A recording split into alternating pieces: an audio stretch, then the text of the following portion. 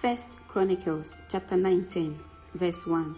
Sometime after this, King Nahash of the Ammonites died, and his son Hanan became king. Verse 2.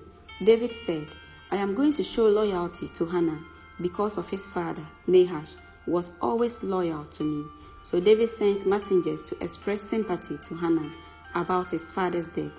But when David's ambassadors arrived in the land of Ammon, verse 3, the Ammonite commander said to Hanan, Do you really think these men are coming here to honor your father?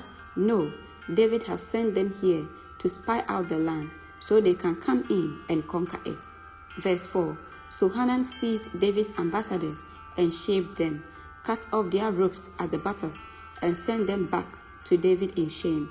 Verse 5, When David heard what had happened to the men, he sent messengers to tell them, Stay at Jericho until your beards grow out, and then come back, for they felt deep shame because of their appearance. Verse 6, When the people of Ammon realized how seriously they had angered David, Hanan and the Ammonites sent 75,000 pounds of silver to hire chariots and charioteers from Aram Naharaim and Aram Makkah and Zobah. Verse 7, They also hired 32,000 chariots and secured the support of the king of Makkah and his army. These forces camped at Medeba, where they were joined by the Ammonite troops that Hanan had recruited from his own towns. Verse 8, When David heard about this, he sent Joab and all his warriors to fight them. Verse 9, The Ammonite troops came out and drew their battle lines at the entrance of the city, while the other kings positioned themselves to fight in the open field.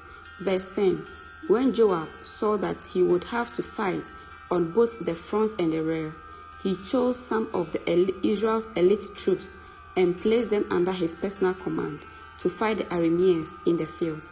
Verse 11, He left the rest of the army under the command of his brother Abishai, who was to attack the Ammonites. Verse 12, If the Arameans are too strong for me, then come over and help me. Joab told his brother, And if the Ammonites are too strong for you, I will help you.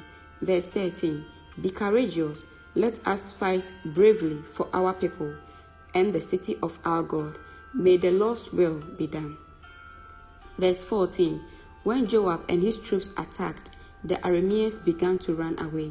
Verse 15, And when the Ammonites saw the Arameans running, they also ran from Abishai and retreated into the city. Then Joab returned to Jerusalem. Verse 16, The Arameans now realized that they were no match for Israel, so they sent messengers and summoned additional Aramean troops from the other side of the Euphrates River. These troops were under the command of Shobak, the commander of Hadadezer's forces. Verse 17, When David heard what was happening, he mobilized all Israel, crossed the Jordan River, and positioned his troops in battle formation. Then David engaged the Arameans in battle, and they fought against him. Verse 18, But again the Arameans fled from the Israelites.